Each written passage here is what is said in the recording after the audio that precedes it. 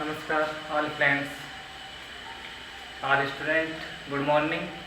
आज की क्लास में जो भी स्वर्णिम भारत है प्रारंभ से 1206 ईस्वी तक पढ़ रहे थे। पहला अध्याय जिसमें अपन चंद्रगुप्त मौर्य पढ़ चुके, उसके बाद बिंदुसार के बारे में पढ़ चुके। अब पढ़ेंगे अपन सम्राट अशोक के बारे में। एक बार मैं पुनः बता देता हूँ कि जो चंद्रगुप्त मौर्य है, जिन्होंने मौर्य वंश की स्थापना की थी,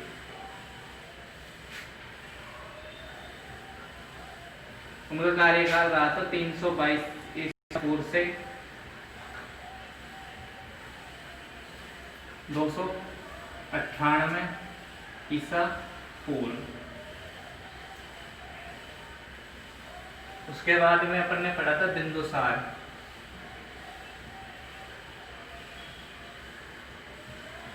बिंदुसार का कार्यकाल रहा था 298 से ईसा पूर्व से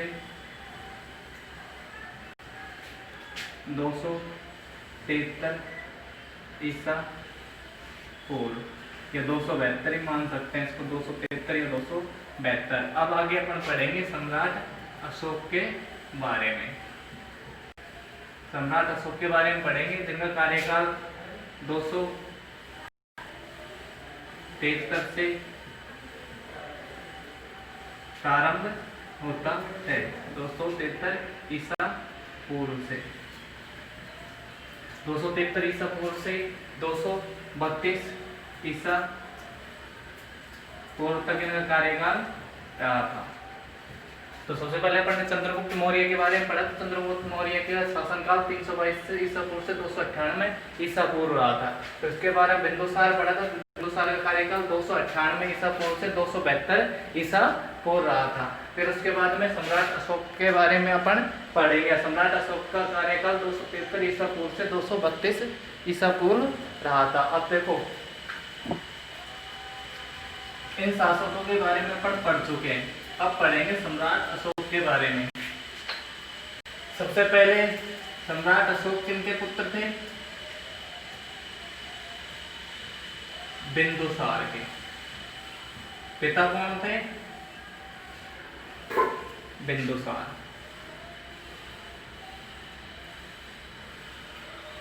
मां कौन थी इनकी?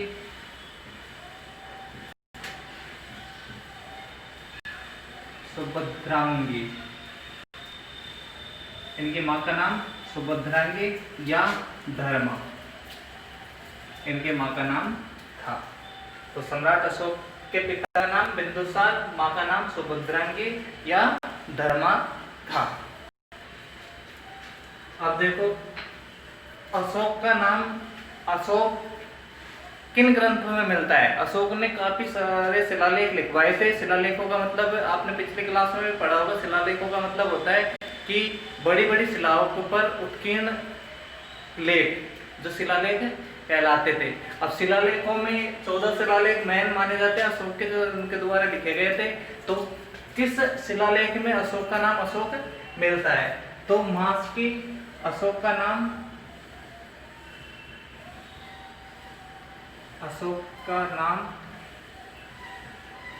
अशोक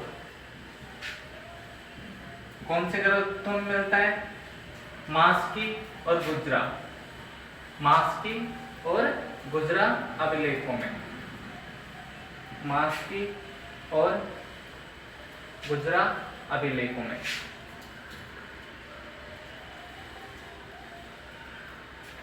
मास्की या गुजरा अभिलेखों में अशोक का नाम अशोक मिलता है। अब देखो, कई अभिलेखों में इसका नाम, और अभिलेखों में इसका नाम सम्राट अशोक के उपनाम देवनाम प्रिय, देवनाम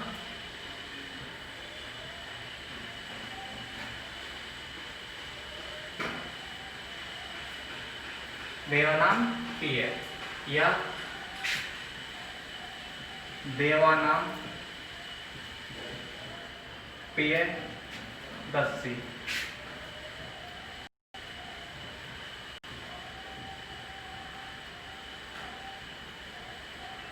अन्य अभिलेखों में देवानाम प्रियदर्शी अशोक का नाम मिलता है। अब देखो लघु शिलालेखों में लघु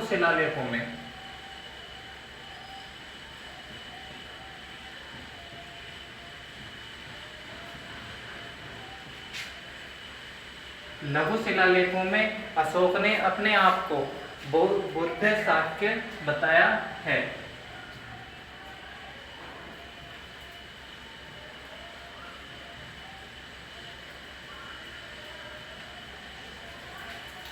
अशोक ने अपने आप को लघु शिलालेखों में बुद्ध शाक्य बताया है। अब देखो इनका विवाह, इनकी पत्नी का नाम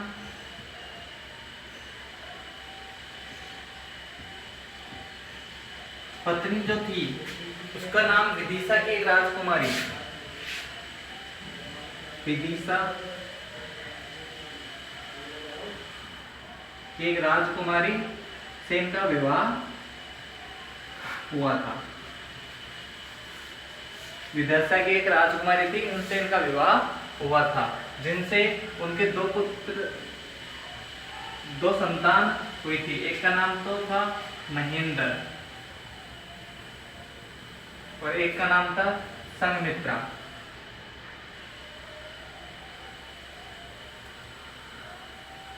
एक का नाम तो महेंद्र, एक का नाम संघमित्रा। विवाह कैसे हुआ? विदिशा की राजकुमारी थी जिससे हुआ था, जिनसे एक तो महेंद्र नाम का पुत्र और एक संघमित्रा, दोनों की जो संतान थी वो ही थी विदिशा से। अब इनको बाद में सम्राट अशोक ने इनको महेंद्र को, संघमित्रा को बौद्ध धर्म के प्रचार के लिए श्रीलंका भेजा था। कहाँ भेजा था? श्रीलंका, बौद्ध धर्म के प्रचार के लिए। किस किस को? महेंद्र को, संघमित्रा को। अब देखो आज इनकी और पत्नियों का भी जिक्र आया है इसमें। और पत्नियों में जैसे कारुआकी, अभी पुस्तक में तो नहीं है लेकिन याद रखना चाहो तो रख सकते हो आप। कारुआकी,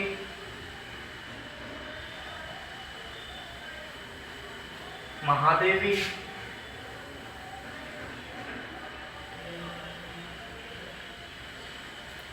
ये और पत्नियों के भी जिक्र अब कई ग्रंथों में मिलते हैं। अशोक की पत्नियों के नाम कारुआकी, महादेवी। मैं तो विदिशा की राजकुमारी थी उनकी पत्नी, जिनसे महेंद्र और संघमित्रा नाम के दो पुत्रियां हुई थी। अब देखो ये तो उनकी जो पारिवारिक स्थिति थी वो हो चुकी है। अब देखो सम्राट अशोक जो जैन अनुश्रुतियों के अनुसार, जैन अनुश्रुतियों के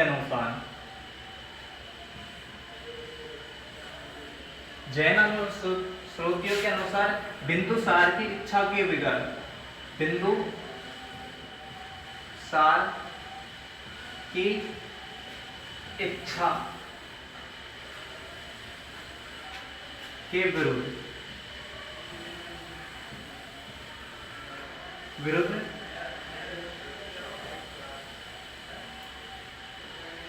अशोक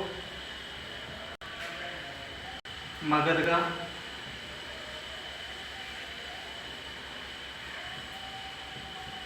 सम्राट बना।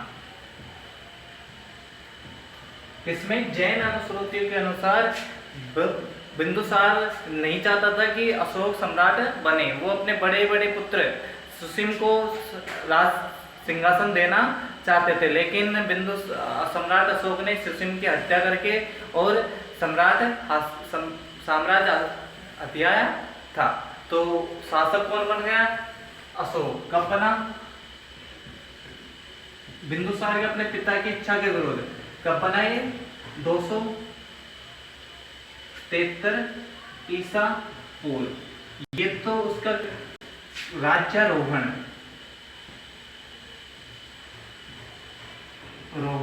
का समय था। अब उसमें कहा जाता है, कई ग्रंथों में बताया जाता है कि उसके 100 भाई थे, लेकिन 99 भाइयों की हत्या करके वो सम्राट अशोक है जो शासक बना था। लेकिन कई ग्रंथों में ऐसा नहीं कहा गया है कि जो भी कई जीवित भाइयों का भी जिक्र किया गया है, और कई ग्रंथों में ये बताया गया है कि सम्राट अशोक थे, जो भी उनके माँ की हत्या की थी जिन भाइयों ने, उनको उन्होंने मारा था। अब देखो 273 में राज्यारोहण हुआ था, और राज्याभिषेक उनका हुआ था 269, 4 वर्ष बाद में। 4 वर्ष बाद में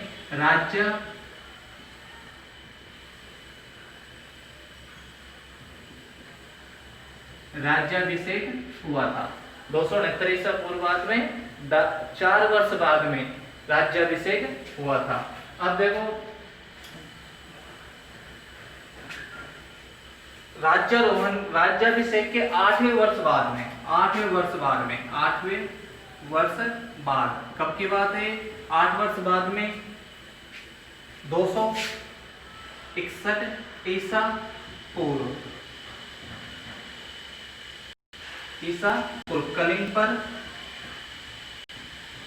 कलिंग राज्य पर आक्रमण।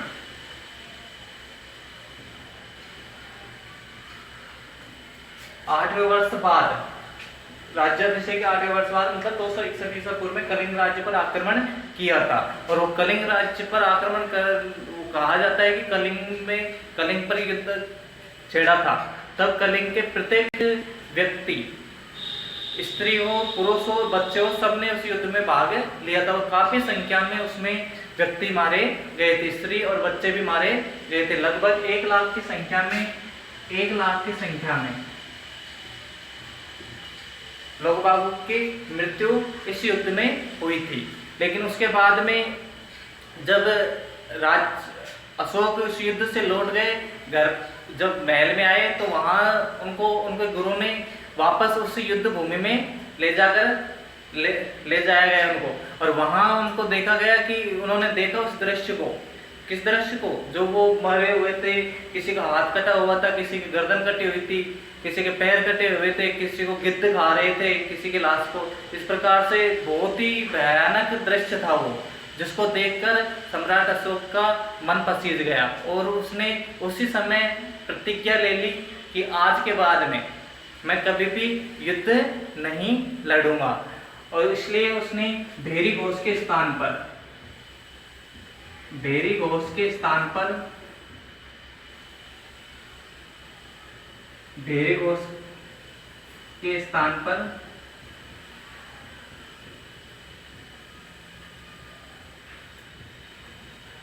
धम्मघोष की घोषणा की। धम्मघोष अपना लिया उसने। भेरी घोष के स्थान पर कौन सा अपना लिया? धम्मघोष। इसका मतलब धर्म के मार्ग पर चलना, युद्ध नहीं करना। उसके बाद में हाथी गुफा अभिलेखों के अनुसार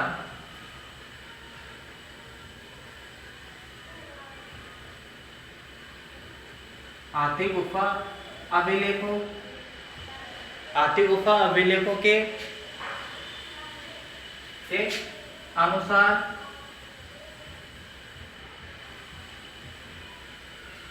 जो कलिंग की राजधानी थी, वो कलिंग का जो राजा था उस समय, वो था नंदराज प्रथम। कौन था? नंदराज प्रथम। कलिंग का राजा कौन था उस समय? नंदराज प्रथम। और इसकी राजधानियों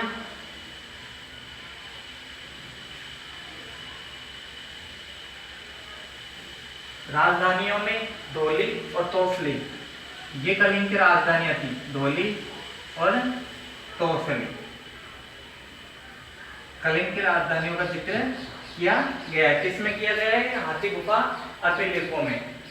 कलिंग की राजधानी क्या बताई गई है? धौली या तोसली, जिसको सम्राट अशोक ने जीत लिया था। और उसके बाद में उसने भेरी घोष के स्थान पर धम्मघोष अपना लिया था।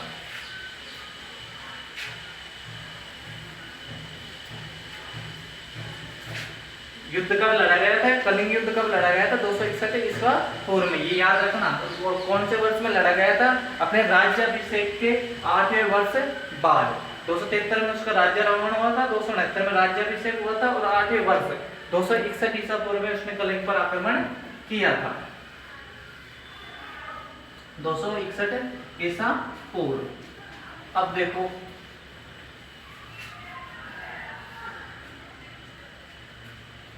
राजतरंगिणी के अनुसार, किसके अनुसार? राजतरंगिणी के अनुसार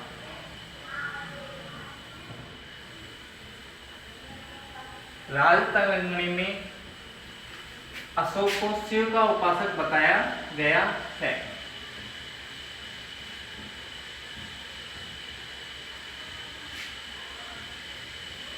किसमें? राजतरंगिणी में किसका उपासक बताया गया है? शिव का उपासक। किसको? अशोक को। अब देखो अशोक ने कुछ निर्माण भी करवाए थे, जिसमें 12 बार की पहाड़ियां, 12 बार की पहाड़ियां जो महाराष्ट्र में पड़ती है, 12 बार की पहाड़ियां।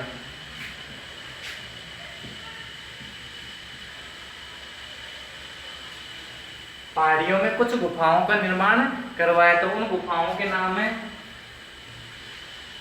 4 गुफाओं का निर्माण कराया था, 4 गुफाओं का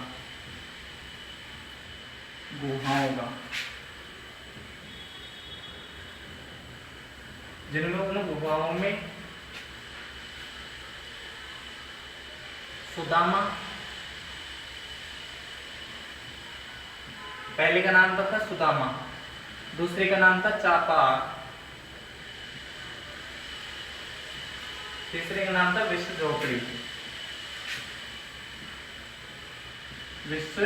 झोपड़ी और चौथी का नाम था कर्ण। ये 4 गुफाओं का निर्माण करवाया था, सुदामा, चापार, विश्व झोपड़ी और कर्ण। अब राज्याभिषेक के 10वें वर्ष बाद, 10वें वर्ष में उसने बोध गया की यात्रा की थी। किसने? सम्राट अशोक ने। और 20वें वर्ष उसने लोबनी की यात्रा की। लोबनी की यात्रा की थी। 10वें वर्ष बोध गया की यात्रा की थी, 20वें वर्ष लोबनी की यात्रा की थी। अब उसके बाद में कुछ उसने अपने प्रशासन में भी फेरबदल किए थे सम्राट अशोक ने। उन फेरबदलों में जैसे रुम्मनदेही अभिलेख के अनुसार, रुम्मनदेही अभिलेखों में, रुम्मनदेही अभिलेखों के अनुसार भूमिकर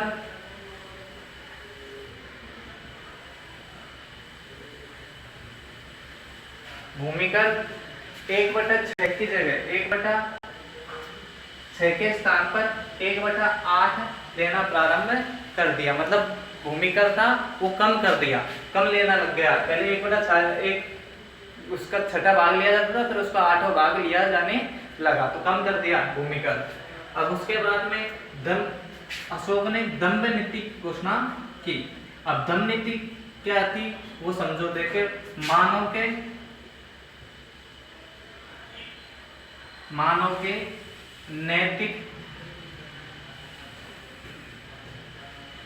के नैतिक उन्नति, मानव के नैतिक उन्नति के आदर्शों का प्रतिपादन, मानव के नैतिक उन्नति के आदर्शों का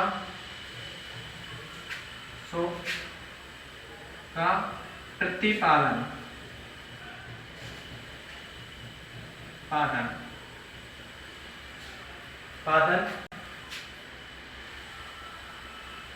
दंभ कहा गया। मानव के नैतिक उन्नति के आदर्शों का प्रतिपादन दंभ कहा गया, जिसके निर्माण किसने किया था? सम्राट अशोक ने, कि मानव की नैतिक उन्नति हो सके, इसके लिए कुछ उसने दिशा निर्देश भी दिए थे, जिनमें परिभाषा, जिसमें धन की परिभाषा,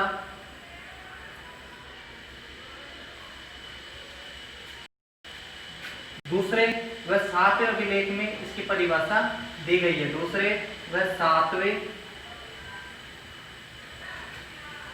अभिलेख में इसकी परिभाषा दी गई है।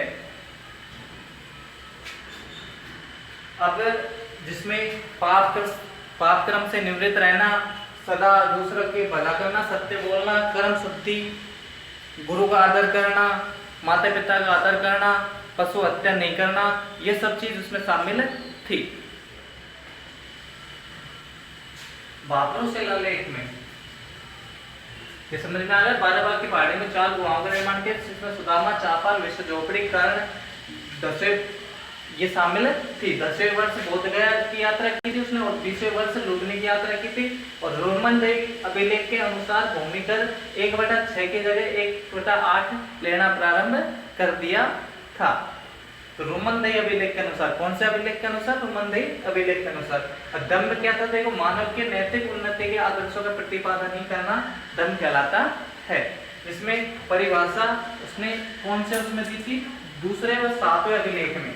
दूसरे व सातवें अभिलेख में उसने दम्भ की परिभाषा दी गई है, जिसमें परिभाषा में ये बताया गया है कि पाप कर्म से निवृत्त रहना, सदा दूसरे का भला करना, और माता पिता की सेवा करना, गुरु का आदर करना, और कर्म शुद्धि पर बल देना, विश्व कल्याण करना, दया का भाव रखना, ये सब उसमें शामिल थे।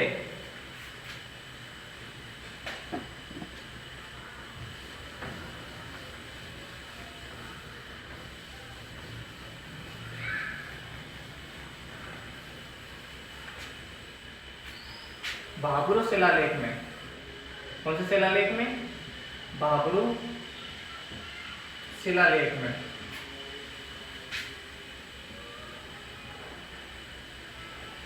भाब्रो शिलालेख में बुद्ध के 3 रत्नों, बुद्ध,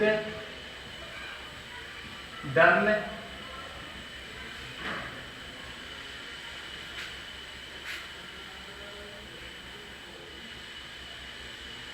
संघ के प्रति आस्था प्रकट की गई। संघ के प्रति आस्था प्रकट की गई।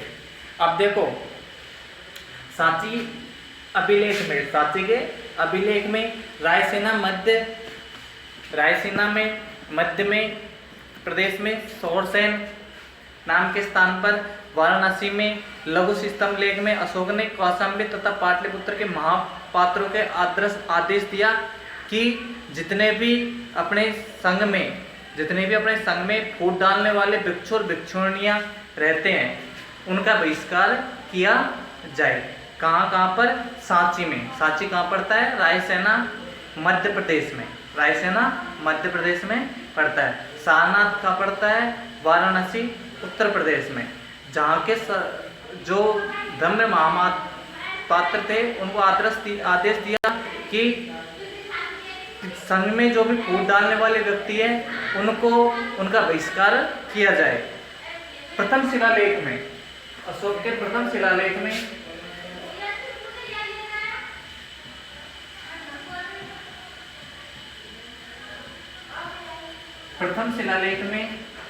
पशु हत्या पर प्रतिबंध लगाया।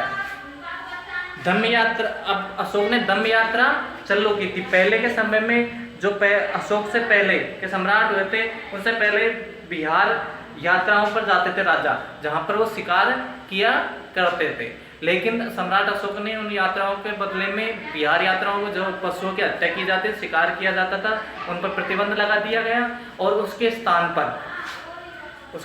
पर ब्राह्मणों को और श्रमणों को क्या देने लग गए, दान देना प्रारंभ कर दिया। अब अनुसंधान, एक होता है अनुसंधान।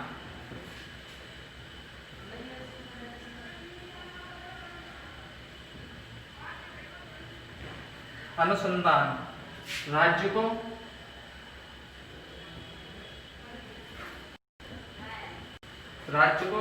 और भुक्तियों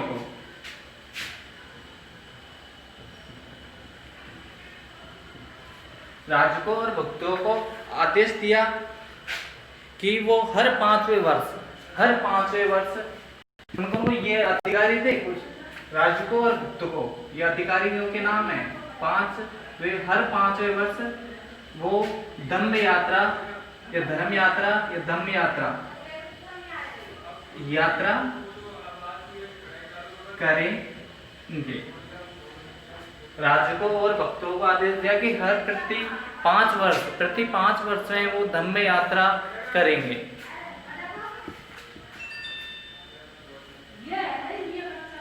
जिसे अनुसंधान कहा जाता है। हर 5 वर्ष जो उनके द्वारा धम्म यात्रा की जाती थी उन्हें अनुसंधान कहते हैं। अब आज की क्लास में बस इतना ही, आगे की पढ़ाई अपन अगली क्लास में करेंगे। Thank you.